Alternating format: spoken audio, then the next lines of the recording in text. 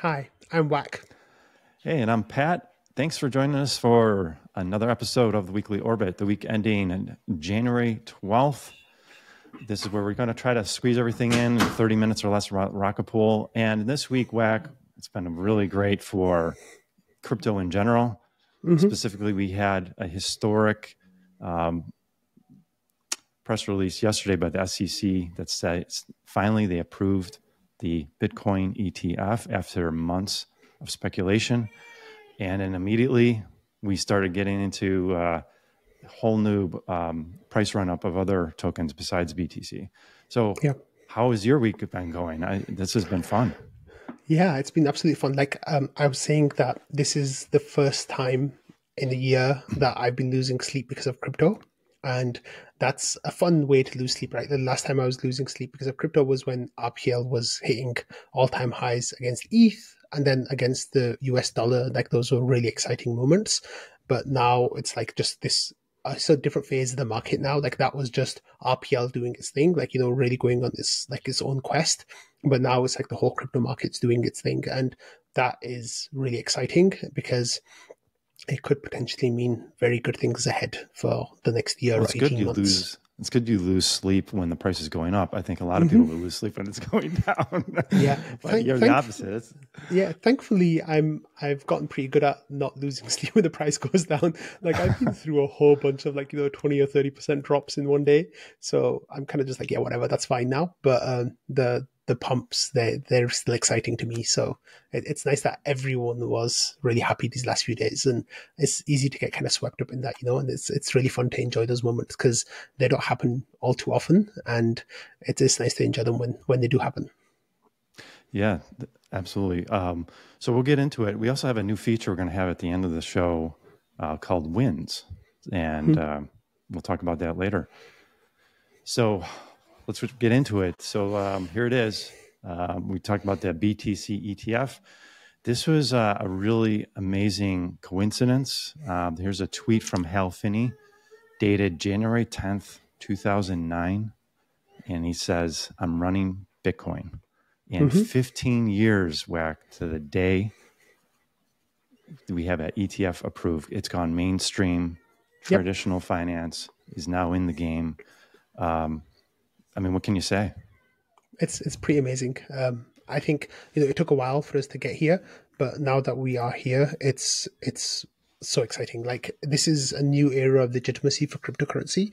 As much as there's still resistance, to it from Gary Gensler and other SEC commissioners and like politicians and stuff. Like there's still resistance, but the fact of the matter is that it's available in traditional, financial instruments now, and it's a whole new era of legitimacy. I know that, we've had these vehicles in Europe before and in Canada and other places, but having it in the US, I think is just like the final touch that was needed. The battle for crypto is not over. Like, this is still going to carry on. Like this was just one battle. The war is still continuing, but hopefully this is, a big step on the way to winning that war. And it's really exciting. Yeah, and I think that war is going to continue. If you read the dissent, it passed 3-2 by the SEC commissioners. Commissioner Crenshaw, one of the dissenters, I mean, it was just cringe reading her dissent. It was, she used the hack of the SEC's Twitter account as an argument against crypto. I mean, it just makes no sense. You guys can't even secure your own social media accounts yet. So that is a reason to deny an ETF for Bitcoin. It's just like, you guys, you're shooting blanks at this point. I think with the Grayscale case that happened, the SEC was told that you approved the futures ETF. Like the reason that you gave for denying a spot ETF was like not good enough based on the approval of the futures ETF. And there wasn't a reason they could give, so it was a done deal. I think the vote and the dissents that came out around the vote was just theatrics. Like the vote had to pass. Like anyone who was in the legal sphere kind of knew that this was going to happen. There was no avoiding it. So I think the two Democrats who kind of dissented, and voted no, they had used it as an opportunity to grandstand, right? Like just to kind of strengthen their case of the anti-crypto case that's going around in some circles.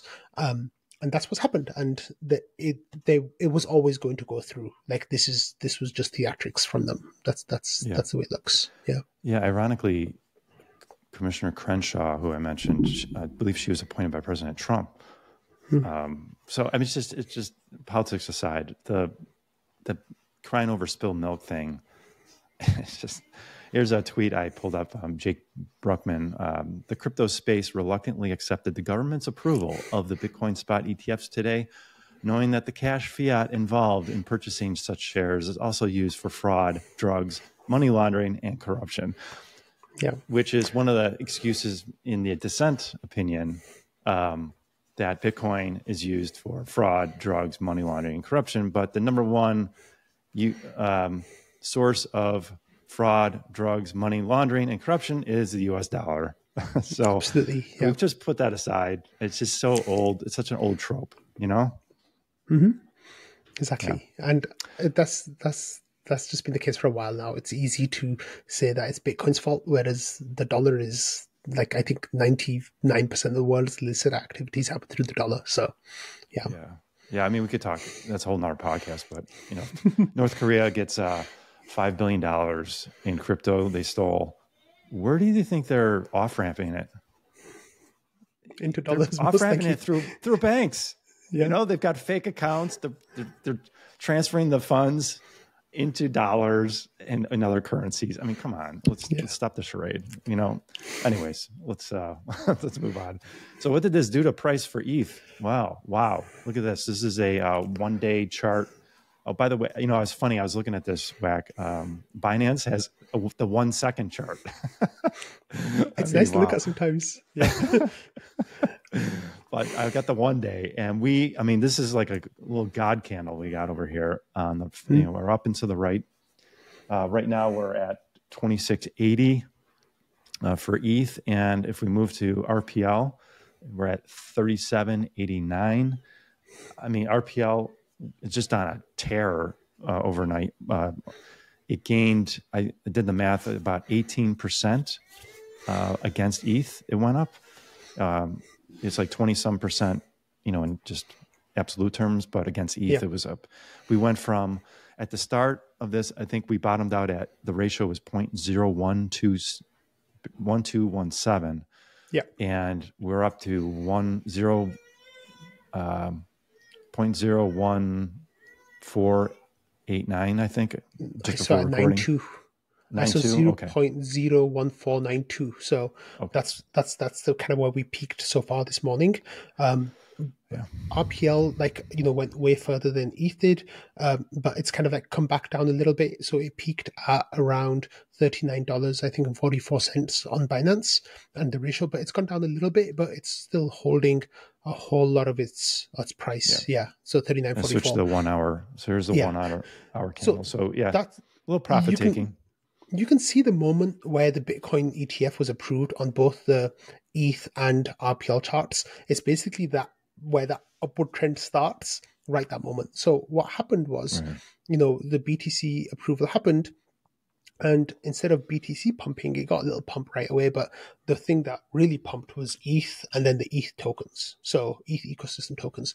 So, we've talked about this before, the crypto works with narratives, and I've been saying for a while that as soon as the Bitcoin ETF is approved, then the next thing that people are going to look at or instantly is going to be the ETH ETF and what's going to happen, like the ETH ecosystem after that. And almost right away, like, I know you've got the tweet there from Will ready to come up next.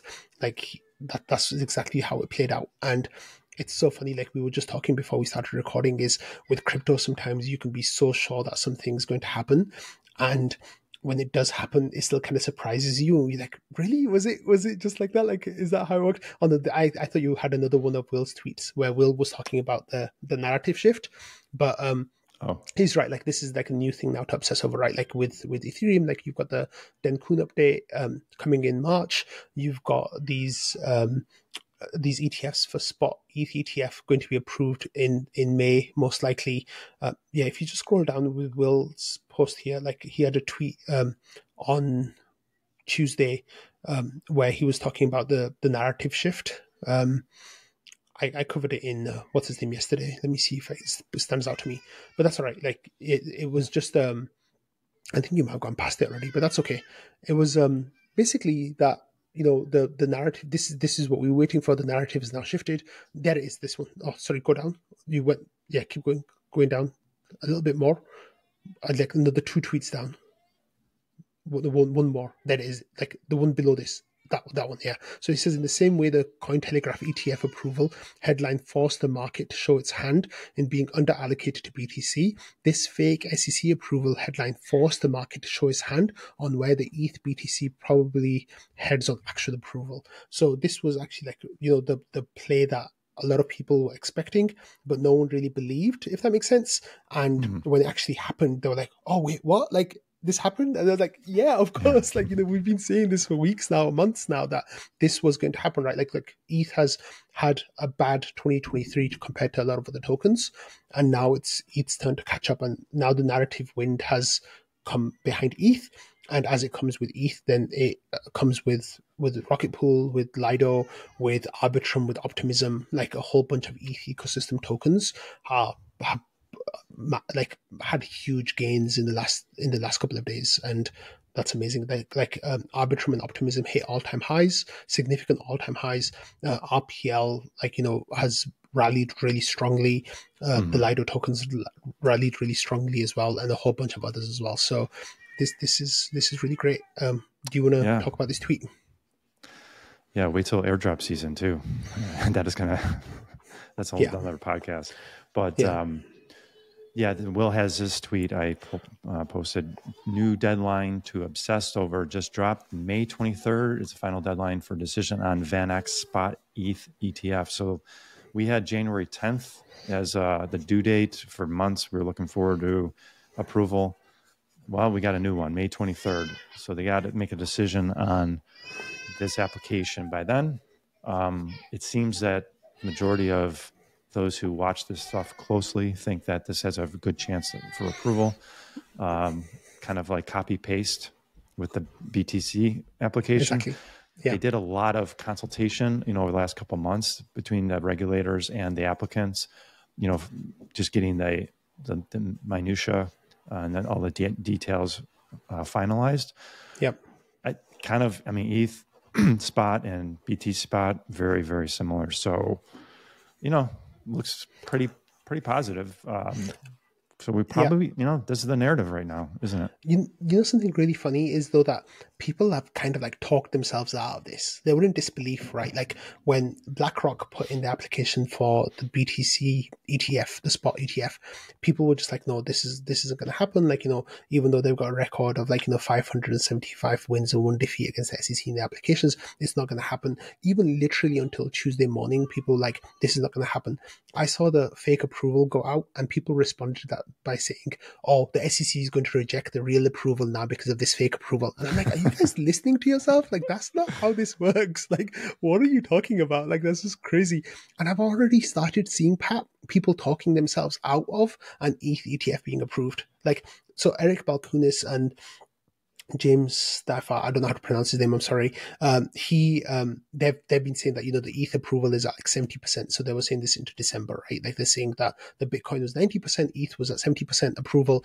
The Bitcoin has now been approved. So that bumps up the numbers for ETH. So if ETH is not like at 80, like it's probably a 90% approval rate now, like, the chance of it being approved according to them. And these guys are like huge ETF experts and they know the machinations and everything that goes on behind the scenes. Like people who are talking themselves out of ETH getting a spot ETF now, I think are just making a huge blunder. Like what you should be doing now is, and this is not of course financial advice, but allocating your portfolio as if this is going to happen. And that's how you get a lead in the market. And that's how I got a lead in the market, right? Like I saw that this was going to happen like that.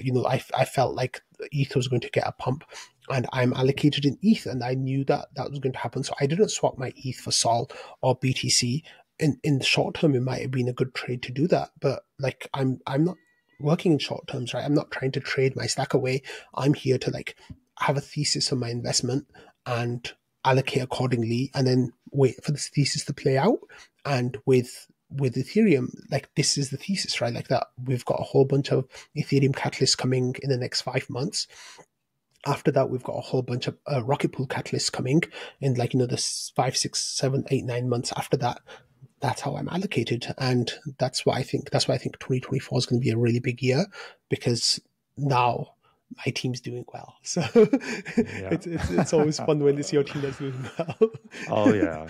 Yeah. Yeah. The other thing too, I think with the SEC is, man, you got these just Goliaths on Wall Street pushing for something. They get it. You know, you got the BlackRocks, the Fidelities, the Grayscales, the Van X, the all of them. They have a lot of pull. So, when they make a phone call at the SEC, they answer it. They take that call. And as you said, 500. They had over 575 applications. Only one of them denied. They've got really good attorneys working there. So I think it would be, if you're looking at I wonder what the poly market says on the chances of the ETF being approved for May 23rd. It's probably, like you said, 80, 90% at this point. So I think it's a really good chance. Enjoy it, folks, because it's going to be a fun ride, I think. But hey, one thing I will say, be careful. This is a euphoria. We've seen this before, WAC. Do not, this is not financial advice, but if you're going to use leverage, be extremely careful. I don't use it. I got blown up once, long time ago, and I learned my lesson. We all have. And hey, just buy and hold might be a good strategy, but again, not financial advice. Exactly. I think that's the best advice that you can give people right now is like, don't blow up. Like, don't blow yourself up. Yep. That, like, hey, you front ran BlackRock, the largest financial institution in the world. You front ran. This is unprecedented. You front ran them. Don't blow yourself up. Exactly, folks. You're way ahead. Anyways, let's go on. So we had some rocket pool news. There's a nice little write up in Unchained. Liquid staking provider Rocket Pool looks to revamp RPL tokenomics. So this is just a little update. It's just letting the world know that Rocket Pool is looking to reform its RPL tokenomics. There's been some submissions to the GMC. It says here, this is Valdorff quoted actually, for smart contract changes, 6 months is essentially the best possibility if things are clear and there's a great agreement. It's not an overnight thing by a long shot. So we've got several proposals. You're on the GMC. Can you tell us what should we expect over the next month? Okay, well, the GMC technically hasn't approved the grant yet, so right. There's that matter. But the proposals sadly haven't really come in with the frequency that we wanted. Like, we really wanted there to be 15, 20 people with ideas that kind of thought it out. Sadly, we've not hit that target, which I'm really disappointed by. Especially some of the more established members of the community who have been involved in tokenomics discussions before and done research before. I really thought that some of them would present some ideas, at least high level ideas. But it's been a little bit disappointing in that sense. So I think we need to kind of figure out what went wrong there. And the GMC is already working on trying to figure out what went wrong there. And now, with the ideas that have come through, there's some really interesting ones. And I think, now the next step is we move to the next phase where, we as a community kind of try to figure out what ideas work, what ideas don't work. And then the next step would be either the GMC, probably the GMC will fund a deeper dive into those ideas so people can model them out and see how it would all work and see if they're feasible or not. And I think, Valdorff said, as he was quoted in this Unchained article, he said, the best case scenario is that this happens in 6 months. I don't think we're going to get new tokenomics in Saturn 1, which will be in around 7-8 months. I think it's most likely that we'll get it in Saturn 2, which might be in like a year or 12 months from now. Sorry, a year or like 15 months from now. And that's most likely, when it will come through. But you never know, like you might be surprised by that. But that's kind of when Lido's CSM is looking to go live as well. So, we really want to be at that point where we can get ahead of them potentially. But this is where we stand now, right? Like this is not a quick process. You can't make decisions on like, $3 billion protocols with a few people chatting in Discord and just being like, yeah, let's do this. And then, doing that. And as much as we joke about it, right? Like that's not how it works. Like, in the next rewards period, we've got RPIP 30 is going to be approved. We're going to be talking about that, but that started the conversation for that started like Noshua was presenting some of those ideas like 2 years ago, you know what I mean? Like, and the actual conversation started months ago. So this is a slow process. We want everyone to be involved. Like, sadly, not as many people as we want involved have been involved thus far. So please, I implore you, get involved. We need everyone like, pulling in the same direction. But, I think this is going to be really exciting. Like, I think we're going to change the way Rocket Pool works in a way that could potentially work out really well for everyone. So it's really exciting. How many submissions do we have so far, approximately? You know what? I'm not sure of the exact number, but I think like 7 or 8. And we were looking for like 15 or 17, I think. So, there was $10,000 on the line. Like, it was pretty much guaranteed that you'd get like, $250 pretty much. But sadly, we've just not had those submissions. So the deadline was Tuesday night, I think. But, people can still present their ideas and we can still figure out a way to get people money, I guess. But that was a bit of a disappointment. Fair enough. Valdorff, he expanded a little bit on his GitHub about some of his thoughts on the RPL tokenomics. He's presented some graphs. He mapped some of this out. Down here, he kind of gives a few different examples of, if we want to go aggressive, he puts here the first mini pool must be an LEB6. Thereafter, it would allow LEB 1.5s. If you go another different aggressive route, the first 2 mini pools might be LEB4s and thereafter allow LEB 1.5s. And a safer alternative is the first 6 mini pools must be LEB4s. And after that, you could allow LEB2s. So these are a few different scenarios to chew on. And, I think like you said, we'll be mapping out some of the...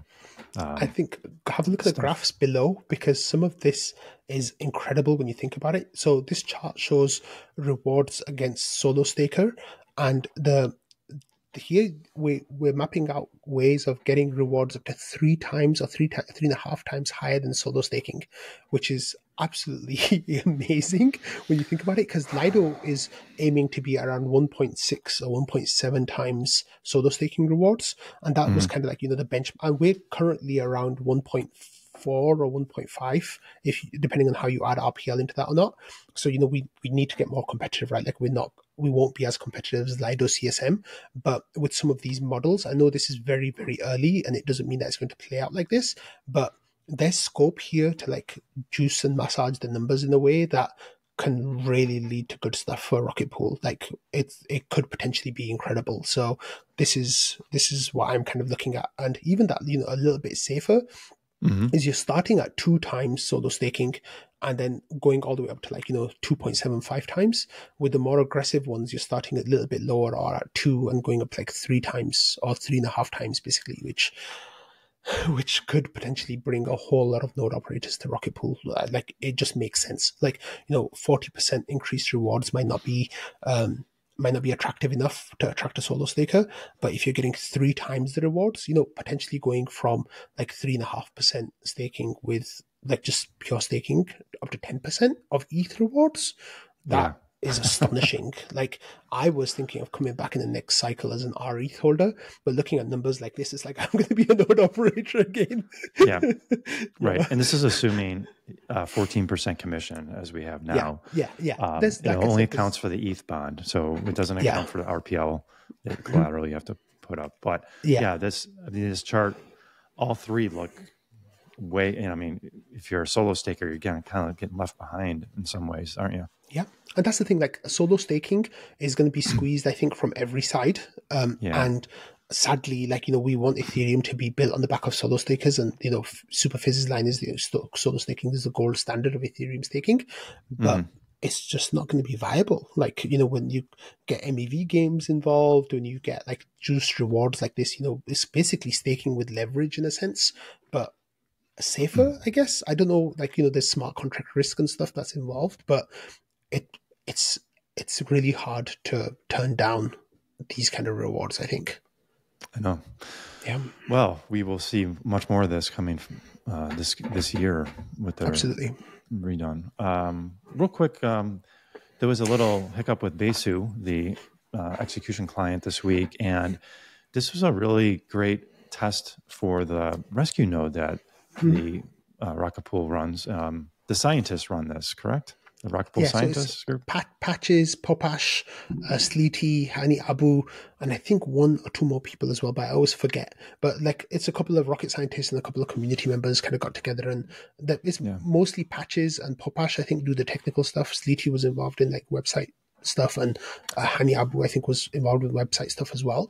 But that's not to discount their work. But it's mostly like Patches' baby. He's kind of the face of the rescue node, and he's the one who puts in like all the grants applications and like all the paperwork stuff for it. And he's the one who talks about it the most as well. Mm-hmm. But Bisu came to the rescue node came to Bisu's rescue this weekend. Like it was pretty bad. Yeah, hundreds of validators, and it just shows the great utility. And this is open to solo stakers as well. So it's open to anyone who wants to use it. In a little pinch like that, where you have a little bug in software, you're not testing, and it took Besu, I think, like 12 hours or so to put out a patch. So you had a whole bunch of people jumping on the rescue node just to keep it testing while that was being ironed out and fixed. So hey, good job, Patches and the crew. Because this looks great. It's a good thing for Rocket Pool. Anytime we can help out others in the community. Yeah, so at one point there was over 1,000 validators on the rescue node, and it's better now, but it's pretty amazing to think that that's the case. Yeah, cool. Yeah. Okay, our last news item is the Treegen version 8 has been merged into the master. This is... Why don't you tell us what is the Treegen quickly? And this is something we talked is relation to the RPIP 30, which changes the tokenomics. So explain how this is the first step in that process. Yeah, so RPIP 30 was a culmination of many months of discussion, research, ideas, spearheaded by Valdorff and others that were would work to kind of change the incentives of RPL rewards. So the idea was to promote bringing on more node operators.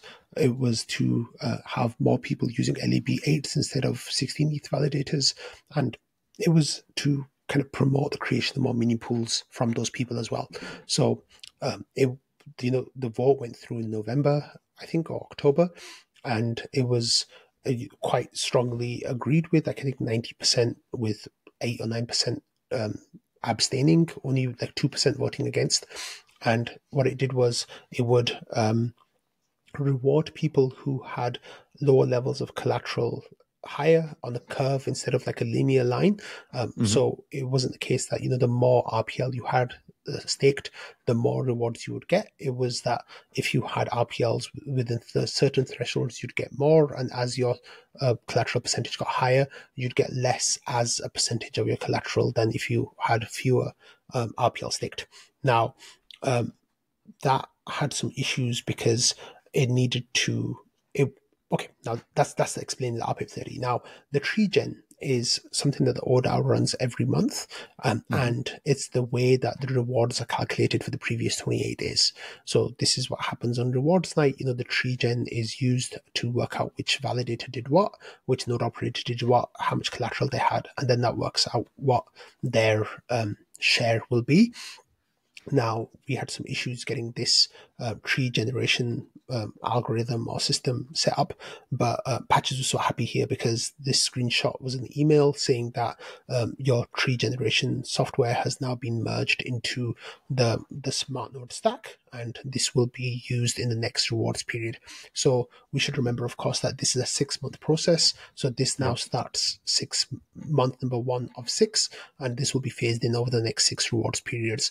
But you'll start to see changes to your RPL rewards, and it's pretty exciting because people are already starting to think about bringing new validators online just so they can get their higher RPL rewards, which is what we wanted to see. So we paid out rewards up to 150% collateral. Will it change this reward period in January from 150 down? No, so the 150 cap is actually being removed, so we'll actually pay up to infinite. So that's right. You can have as much RPL on there now staked as you want. It's just per unit of RPL, your rewards will get less and less and less to the point where they'll just it won't make a difference, regardless of if you stake 1 million RPL, your rewards won't go up by more than a few tokens a month, basically. Very, very, very low increase in rewards after I think 100% or 80%. There's a sweet spot basically where the old system and the new system are kind of in equilibrium, and that's around 80% collateral of your borrowed ETH. And then what changes a lot is, of course, because you with LEB8s the ETH you provide, so with LEB8s what happens is that you have the curve rewards you more than with 16 ETH validators. That's a bit more of a punishing curve, so it's a strong incentive to move over from 16 ETH validators to LEB8s. And we saw that happen over Christmas where gas was really low and there was some premium. Marco Barco and a couple of other whales and big node operators were starting to migrate over, and that's exactly what we want to see. So if you're a LEB, you have an LEB8 and you have 15% collateral right now, will you see more RPL rewards this month than you did last? Yeah, nearly. No, yes, you will see more this month.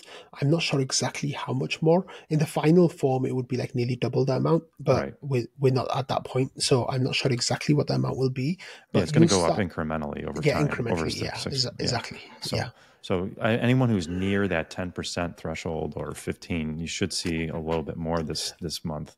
And this acts as an incentive now for people to get above that 10% threshold, to stake more RPL and get above that level, because you're just going to get so much more for being above that level than you did before. So it definitely is exciting. Hopefully, increase in the ratio the last couple of days will help folks. Will help a lot of people. Yeah, exactly. Yeah. Okay, so this week and going forward, I asked WAC, hey, why don't we end the show with a win? It could be a win in Rocket Pool, it could be a win in Ethereum, crypto, or anything in life. And this week for me, it's I can't help but think about all the folks in crypto before me who put in all the time and effort, working through empty conference rooms like this. This is back in 2013, preaching blockchain to people who thought this was just nuts.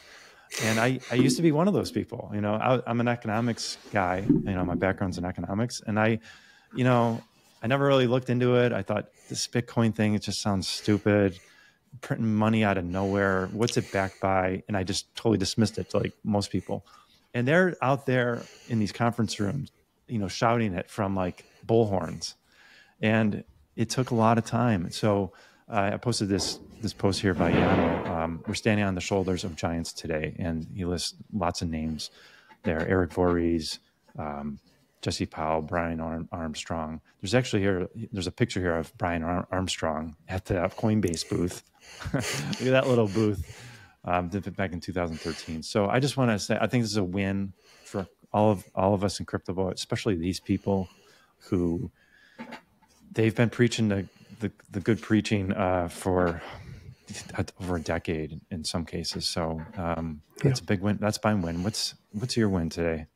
My win today is, well, this week is starting to see people in the Rocket Pool community saying that their portfolio value is now at the all-time high.